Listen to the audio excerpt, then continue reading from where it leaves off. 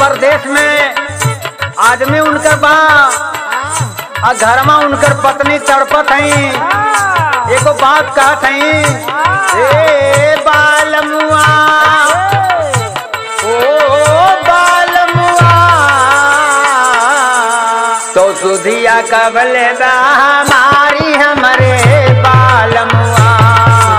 कबले हमारी हमरे बालमुआ सुधिया कबले हमारी हमरे बालमुआ ओ बालमुआ हमरे बालमुआ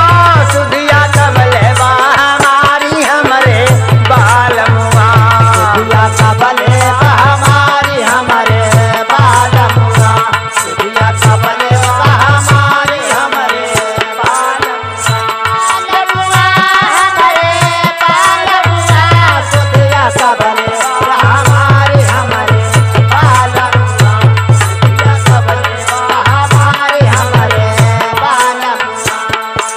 चढ़ी जवानी 16 सामन टूटे रोज बदनमा बालम टूटे रोज बदनमा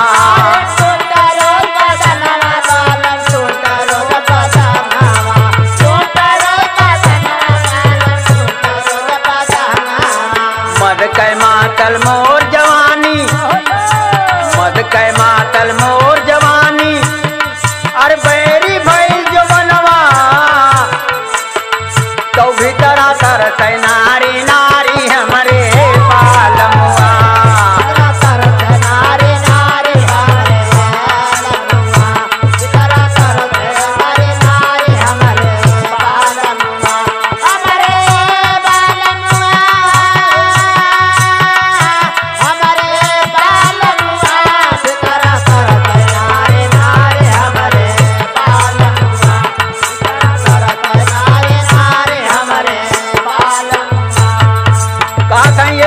तनी हमार बतिया ध्यान से सुना। चैन गया बेचैन भया मन भावै नाही से कर जऊ भावै नाही से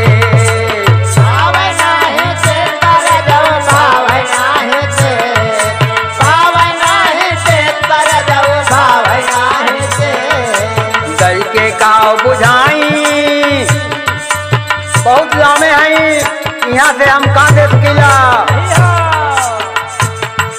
दल के काव बुझाई हमरो हे माने नहीं करे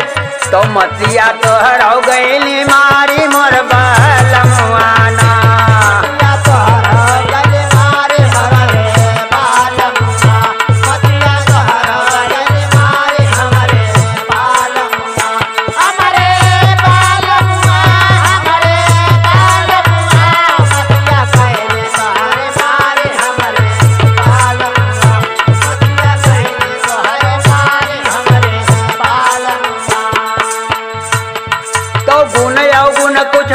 खाली देखला गवना रजऊ खाली देखला गवना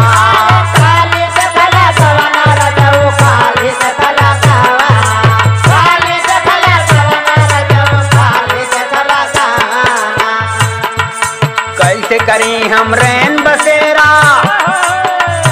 सिनेमा तो बीत जाला बतिया के लेकिन हर रतिया से जिया पे काटे ले जैसे नागिन कैसे करी हम रैन बसेरा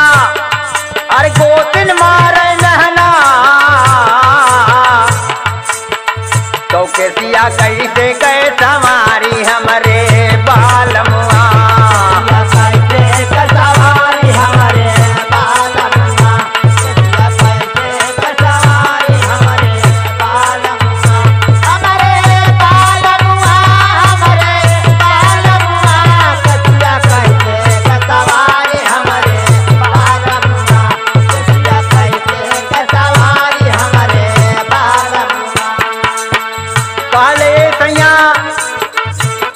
हमार रास्ता चलब दुश्वार बा का समय के काहे हो तो का कहीं बतिया हमार सुना आगे जहाँ जहाँ जाई हम रोज कनकी मारे छैला हो कनकी मारे छैला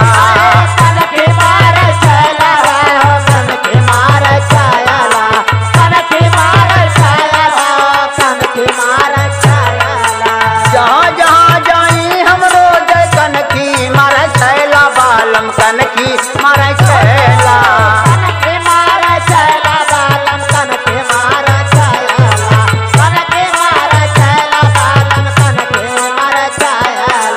कलजुग के मजनू मन मौजी, कलजुग के मजनू मन मौजी। अरे हमके कहे लैला तो के करी बोरी पाँव